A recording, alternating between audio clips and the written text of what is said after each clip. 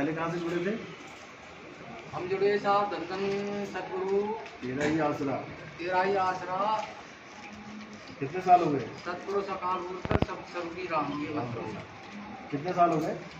ये साल है साहब कोई 25 साल। 25।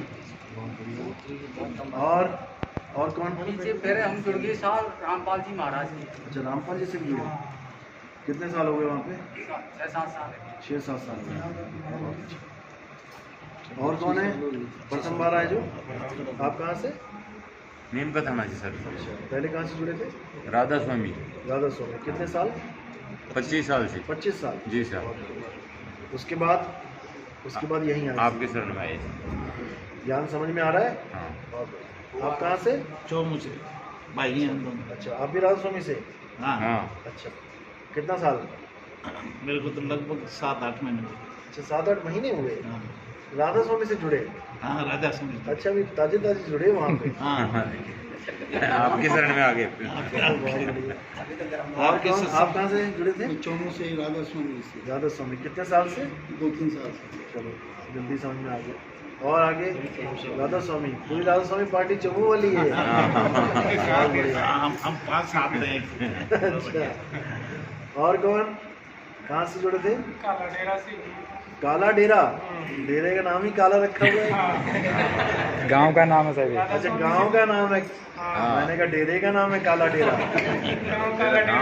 अच्छा, काला डेरा से जुड़ गया था। राधा स्वामी से। बहुत अच्छी बात है। कितने साल जुड़े रहे? 5-6 साल जुड़ा रहा। रामपाल जी के चला गया। अच्छा, वहाँ कितने साल रहे? 5-6 साल वहाँ। वहाँ पे भी रहे 5-6 साल। चलो, आप कहाँ से? से।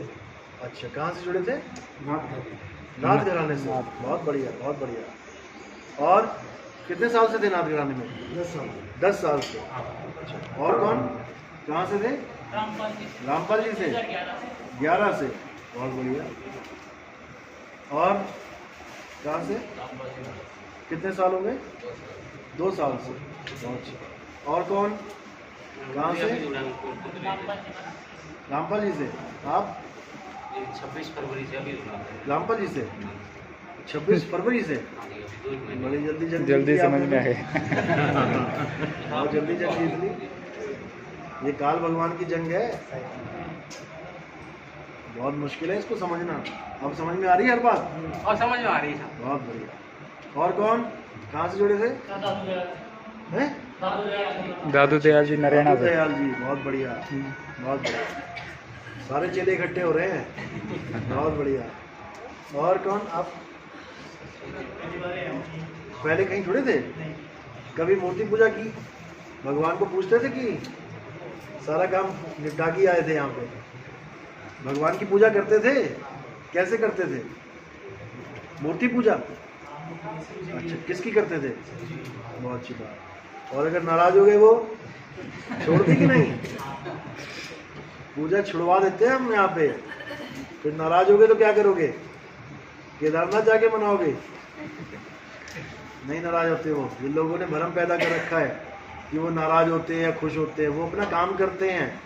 वो नाराज और खुश नहीं होते। उनका काम है सृष्टि का संहार करना। वो सबका संहार करते हैं। उनका काम ही यही है। ब्रह्मा जी का सृष्टि पैदा करना, विष्णु जी का पालना, शंकर जी का संहार करना। वो अपना काम कर रहे हैं। वो ना तो किसी से नाराज होते हैं, ना वो किसी से खुश होते हैं। जीव अपना काम कर रहा है, जो उसकी किस्मत में है, जो लिखवा के लेके आया वो कर रहा है, और एक दिन निपट जाएगा यहाँ से। और कौन है नया? आप कहाँ से जुड़े थे? जय गुरुदेव से। बहुत अच्छी बात है। कितने साल से? 30 साल। और कहाँ से जुड़ी थी? संत रामपाल जी से।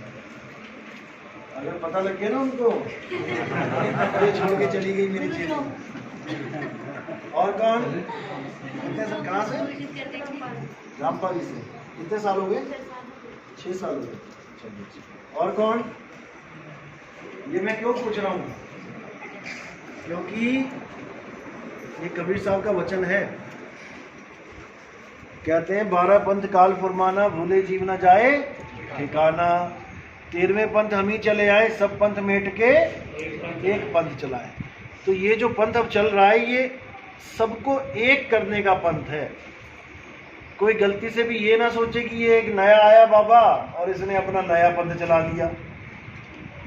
ये वो वाला पंथ नहीं है कि एक और पंथ चला दें। ये पंथ है सबको एक करने का।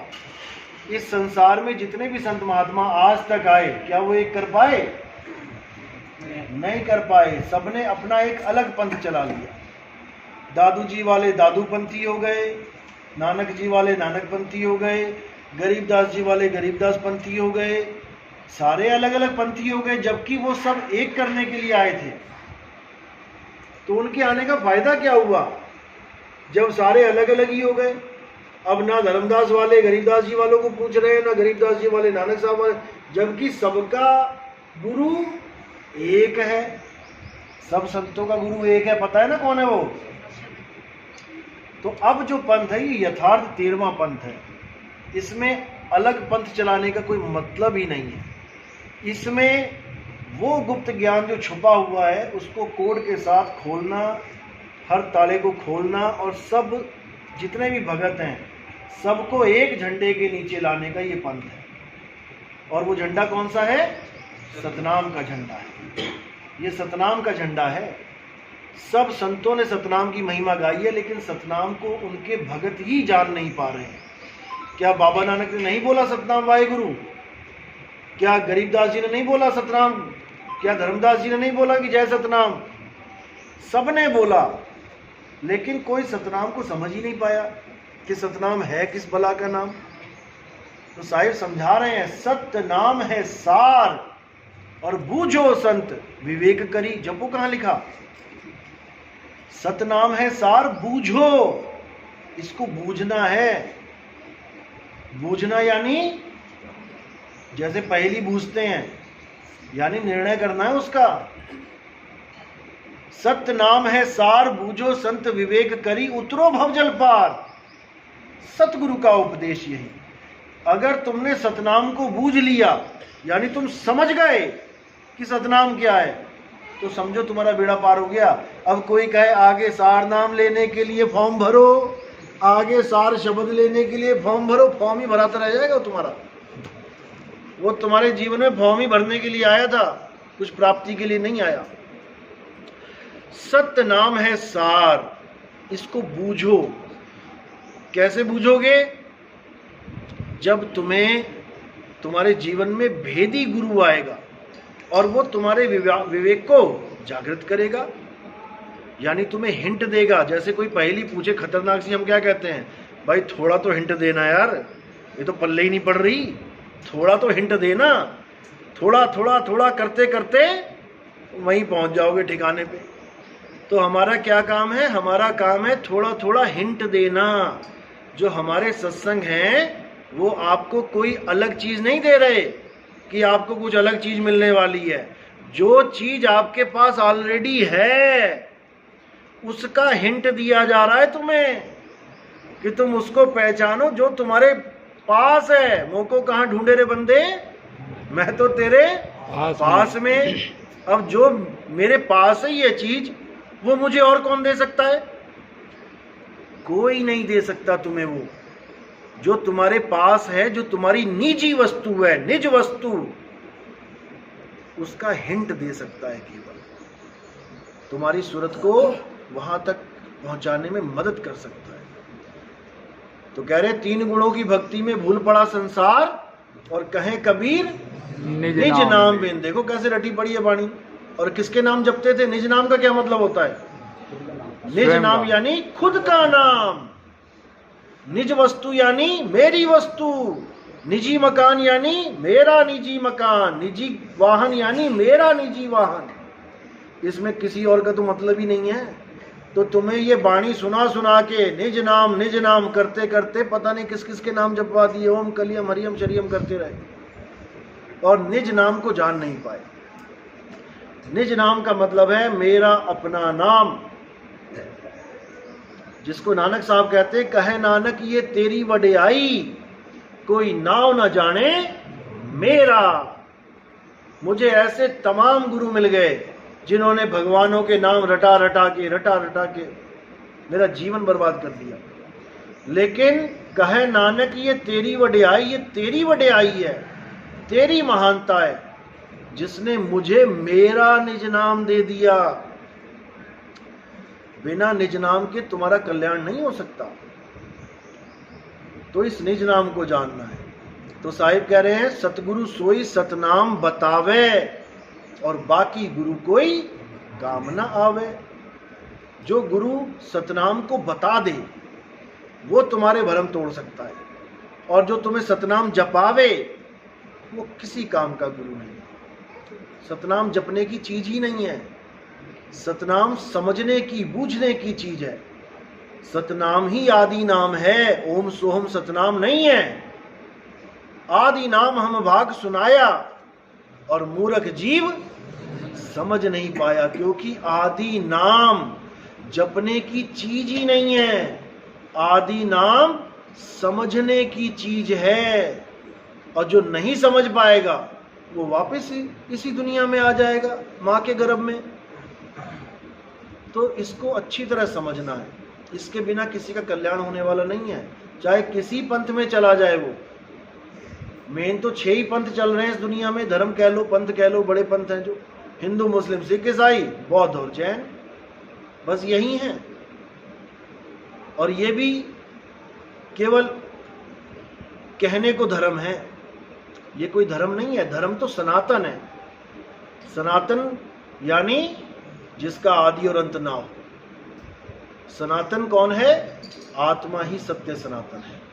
अब जो आत्मज्ञानी है वो है असली सनातनी, और जो देही ज्ञानी है या किसी शरीर की पूजा कर रहा है, मूर्तियों की पूजा कर रहा है, वो कभी सनातनी हो भी नहीं सकता। इसीलिए कृष्ण जी ने कोई कमी नहीं छोड़ी गीता में, लेकिन गीता को पढ़ने वाले ही गीता को समझ नहीं पाए।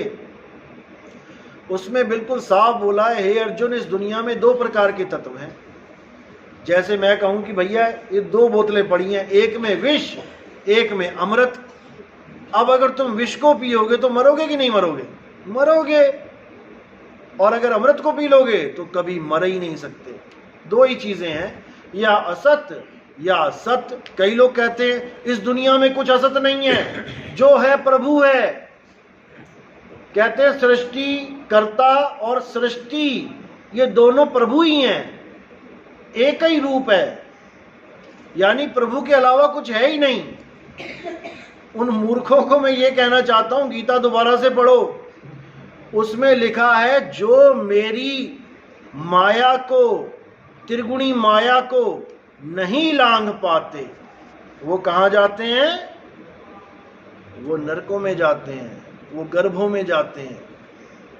तो फिर जब उन्होंने बोला कि मेरी त्रिगुणी माया को नहीं लांघ पाते, इसका मतलब त्रिगुणी माया परमात्मा नहीं है। अगर परमात्मा त्रिगुणी माया भी है, यानी सब कुछ परमात्मा है, तो फिर खोज किसकी है? खोज तो होनी ही नहीं चाहिए, जो है ठीक है। फिर क्यों बार बार अवतार धारण किए जा रहे हैं, ज्ञान दिया जा रहा है? फिर पाप और पुण्य क्यों हो रहा है? जो हो रहा है ठीक है। गोली मारने वाला भी प्रभु है, गोली खाने वाला भी प्रभु है, फिर क्यों हल्ला मचाते हो? सत्य की जीत हो गई, फिर तो सत्य करने जीतने वाला भी प्रभु है, असत्य वाला भी प्रभु है, फिर काहे का झगड़ा है? लेकिन इनको समझ में ही नहीं आता। कई तो ऐसे ऐसे आ गए यूट्यूब पे, कहते हैं मंजिल नाम की कोई चीज होती नहीं है, सफर करते जाओ करते जाओ करते जाओ, चलते जाओ चलते जाओ, सफर ही मंजिल है। अब बताओ, एक से एक धुरंधर बैठे हैं। अब सफर मंजिल किसके लिए है? जैसे तुम अपना घर भूल जाओ, अब क्या करोगे? चलते जाओ चलते जाओ चलते जाओ चलते जाओ और चलते ही जाओ, कभी घर ना पहुंच पाओ। और कहो जी सड़क ही हमारा घर है, ठीक है, सड़क भी घर है लोगों का, देखो उनकी शक्लें। जिन लोगों का घर सड़क हो जाती है उनकी शक्लें देखो जाके, जो सड़क के किनारे सो रहे हैं उनको पूछो घर कहाँ है, यही घर है, सड़क ही हमारी मंजिल है। ठीक है भैया, तो सो आराम से, रात में कोई गाड़ी चढ़ जाएगी फिर देखते हैं क्या होगा। ऐसे ऐसे धुरंधर बैठे हुए हैं। अब साहिब क्या कह रहे हैं अब ये लोग एक चीज और बोल देते हैं, ये कहते हैं कि परमात्मा को कोई खोज ही नहीं सकता, परमात्मा तो अनंत है, तुम बस चलते जाओ, परमात्मा कभी खत्म ही नहीं होगा। तो भैया चले ही क्यों रहे हो? जहां खड़े हो वहां पे भी तो परमात्मा ही होगा ना, फिर चले ही क्यों रहे हो? फिर कहते हैं बिल्कुल सही, नहीं चलना ही मुक्ति है। ये YouTube चैनल कई ऐसे चल पड़े हैं जिनका मैंने ज्ञान सुना, समझा रहा हूं मैं, जो भरमाते लोगों को। कहते नहीं चलना ही मुक्ति है, जहां हो वहीं स्थिर हो जाओ। अब इसको समझ लो अच्छी तरह, बात तो वो सही कर रहे हैं लेकिन गलत तरीके से कर रहे हैं। यानी वो एक कैदी को, एक तोते को कह रहे हैं जो कैद में पड़ा है कि बेटा स्थिर हो जा, जहां है वहीं रह, तेरी मुक्ति हो जाएगी। अरे भाई वो तो कैद में पहले से ही है, और जहां है वहीं रहेगा तो उसकी मुक्ति कैसे होगी? बोलना ये चाहिए कि बेटा जहां से तू आके फंस गया है, यहां से निकल के वहीं पहुंच जा जहां तू नहीं फंसा हुआ था, वहां जाके स्थिर हो जा। स्थिर तो मैं तब होऊंगा जब मुझे स्थिरता की गति मिलेगी, स्थिरता का पद मिलेगा। जब मैं आया ही चला चली में हूं तो मैं स्थिर कहां से रहूं? कील को छोड़ के मैं पाट में आ गया, अब मैं पिस रहा हूं। अब ज्ञानी पुरुष कह रहा है कि तू वहां जा जहां से हिलना डुलना ना पड़े, चलना ना पड़े, अचल अवस्था को प्राप्त कर। अब वो इशारा है कील की तरफ, और दाना सोचे कि मैं तो पाट में ही अचल हो जाऊं, यानी मैं जहां हूं वहीं रुक जाऊं। अरे फिर तो मर गया तू।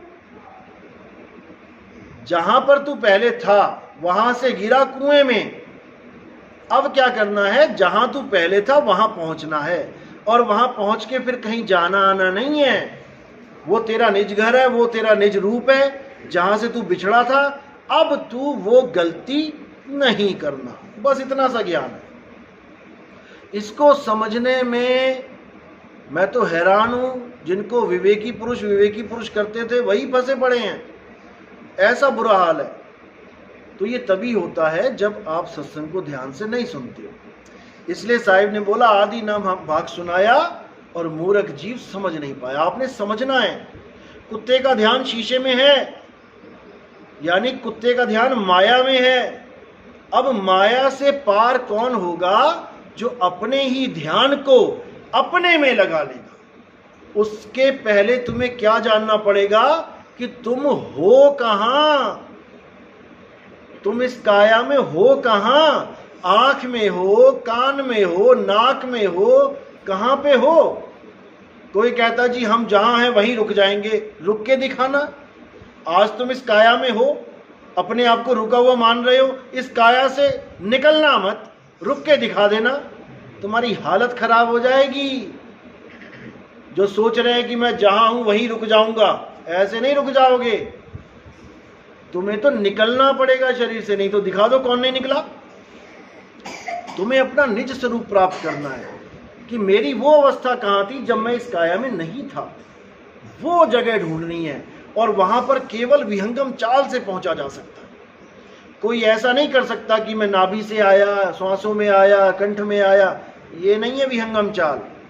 सतगुरु के लक्षण कहूं अचल विहंगम चाल। देखो कैसे रटी हुई है लाइनें, यही बोली है हमेशा। आरती में किस किसने पढ़ाई है? सतगुरु के लक्षण कहूं अचल विहंगम चाल। देखो सबने पढ़ाए। हम अमरापुर ले गए ज्ञान शब्द सरघाल। क्या है ज्ञान शब्द सरघाल? ऐसे नहीं समझ में आएगा भाई। ये तब समझ में आता है जब भेदी गुरु आपके जीवन में आ गया और उसने सारे भेद ही खोल दिए। अब आपको मुक्त होने से कोई नहीं रोक सकता। क्यों? क्योंकि आपकी मुक्ति आपके हाथ में है। आपकी मुक्ति आपके हाथ में है। आपकी जो सूरत है, अगर शब्द के अलावा कहीं और टिक गई तो आप बंधन में हो, और अगर आपकी सूरत विहंगम चाल से शब्द में टिक गई तो आप आजाद हो। बस दो ही चीजें हैं, या बंधन या आजाद। तो इसी को समझना है। तो साहिब भी समझा रहे हैं, शब्द विहंगम चाल हमारी कहे कबीर सतगुरु दई तारी खुले कपाट। वो दरवाजा खुलेगा जहां से तुम आए थे, वहां से तुम्हारा सफर शुरू हुआ था, और जब तक वो दरवाजा दोबारा खुलेगा नहीं और तुम वापस शब्द में नहीं समा गए, तब तक तुम्हारा सफर कभी खत्म हो ही नहीं सकता। शब्द विहंगम चाल हमारी कहे कबीर सतगुरदई तारी खुले कपाट, शब्द झनकारी पिंड अंड के पार सो देश हमारा है, कर नैनो दीदार महल में प्यार। इसको समझने में पूरा पूरा जन्म लग जाता है, बचपन से बुढ़ापा आ जाता है, लेकिन लोगों के समझ में ही नहीं आता ये बात हो क्या रही है। तो इसी को समझते रहना है अच्छी तरह, और पूरा विवेक लगा के रखना है, विचार करना है। सत्संग हम किसी के सुनने को मना नहीं करते कि पता लगा जैसे वहाँ चल रहा है नितिन दास के सत्संग सुन लिए तो आपका नाम खंड हो गया, आप दिया अगरबत्ती लगाओ आके दोबारा नाम शुद्ध होगा। ये हमारे यहाँ ऐसा कोई ड्रामा नहीं है। आप किसी के भी सत्संग सुन सकते हो, बस अपने विवेक की जो चाबी है उसको अच्छी तरह लगा के रखना, दरवाजे खुले रखना, लुट मत जाना। लुट गया रे व्यापारी परख बिना, बिना परखे कहीं पर भी नहीं जुड़ना है, यहाँ भी नहीं जुड़ना है। कोई कहे कि यहाँ जुड़ जाए तो यहाँ भी नहीं जुड़ना है। पहले पूरी परख करो, खोजबीन करो, पूरा विचार करो, पूरा विवेक लगाओ कि मेरी मुक्ति निज नाम से होगी कि नहीं होगी। अगर होगी, समझ में आ गया तो आ जाओ, नहीं तो लगता है कि मुझे अभी मंत्र ही जपने हैं, मुझे कर्जा उतारना है ब्रह्मा जी का, विष्णु जी का, शंकर जी का, तो भैया सारी उम्र कर्जा उतारते रह जाओगे। देखो, कर्जदार वो होता है जो कर्जा लेता है, और जितना वो लेता है उतना उसको पता होता है। आप बैंक से कर्जा लो, कौन जाएगा कर्जा लेने? बैंक आएगा आपको देने। आप जाओगे कर्जा लेने, और जितना लोगे उतना आपको पता भी होगा मैं कब तक उतार दूंगा। अब ये लोग जो कहते हैं कि ब्रह्मा विष्णु महेश जी का कर्जा हमने लिया है, वो उतारना है, तो हमें बता तो दो कि कितना उतारना है, कितने साल उतारना पड़ेगा। कोई 5 साल जिया तो वो बेचारा 5 साल तक नाम जप पाया, उसका भी कर्जा हो गया पूरा। कोई 20 साल जिया, उसका 20 साल में कर्जा पूरा हो गया। कोई 100 साल जी रहा है, उसका 100 साल में भी नहीं उतर रहा है। कर्जा तो एक जैसा ही होना चाहिए ना हमारा, लेकिन ऐसा कुछ नहीं है। ये हमें कर्जदार बना दिया भ्रीभंड में। कर्जा तो उसका होता है जो हम चीज यूज करते हैं। जैसे हम हवा यूज कर रहे हैं, तो हवा कौन है, कौन सा देवता है? पवन देव, वायुदेव, पवन देव। कितनी बार नाम जपा तुमने पवन देव का? एक बार भी नहीं जपा। तो जिससे कर्जा लिया उसको तो दे नहीं रहे हो, और जिससे नहीं लिया उसको तुम बांट रहे हो। आग जलाते हो, घर में रोटी पकाते हो, गैस सिलेंडर भी अग्नि है, तो कर्जा देते हो ना, किसको देते हो? कितने का आता है सिलेंडर? बिना कर्जे के आ रहा है क्या? 1100 का आता है। कर्जा नहीं, खरीद के लेके आते हो। उसके बाद अग्नि यूज करते हो, तो अग्नि जब तुम यूज कर रहे हो तो किसका कर्जा हो गया? अग्निदेव का। पानी पी रहे हो, नदी में से तुमने पानी पी लिया, अभी बोतल 1 लीटर पानी लो तो 20 रुपए की है, नदी में से पी लिया तुमने पानी, अब किसको दोगे कर्जा? किसको दोगे? जल देव को, वरुण देव को। तो क्यों नहीं नाम जप रहे भाई? वरुण देव का नाम जपो। धरती का कर्जा, पूरा दिन खड़े रहते हो बोझा डाल के उसके ऊपर, धरती माता का भी नाम ले लो एक बार। तो ये सब फालतू की बातें हैं। एक तरफ कहते हो काल भगवान हमें किडनैप करके ले आया, अब मैं किडनैप भी हो जाऊं और मैं कर्जा भी दूं? क्या बात है?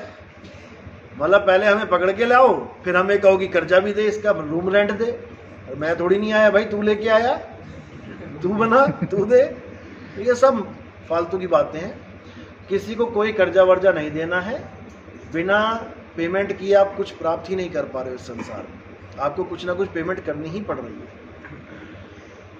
तो केवल और केवल परमात्मा के नाम को जानना है। परमात्मा का नाम ही निज नाम है, ये याद रखना। और परमात्मा का नाम का मतलब ये नहीं कि परमात्मा का कोई नाम जो इंसानों ने बना दिया। परमात्मा का नाम क्या है? सत्य स्वरूपी नाम साहिब का, सो निज नाम हमारा। इतनी सी बात है। मेरा निज नाम ही परमात्मा का नाम है, और मेरे द्वारा बनाए गए, इंसान के द्वारा बनाए गए जितने भी नाम हैं वो निज नाम नहीं है, वो किसी और के नाम है। 52 अक्षरी नाम है। बस इतना सा खेल। तो 52 अक्षर जी बाधारा आदि अक्षर जीभ्या से न्यारा, वाही को सत सिमरण कहिए, सिमर सिमर नर उतरो पारा। सिमरण और जाप में ये लोग फर्क नहीं कर पाए, क्या होता है जाप, क्या होता है सिमरण। जिस दिन इनको सिमरण और जाप में फर्क पड़ जाएगा, पता लग जाएगा, इनको समझ में आ जाएगा कि देसी घी और डालडा में जमीन आसमान का अंतर होता है। समझ रहे हो? चलो नाम दीक्षा वाले आ जाओ एक एक करके।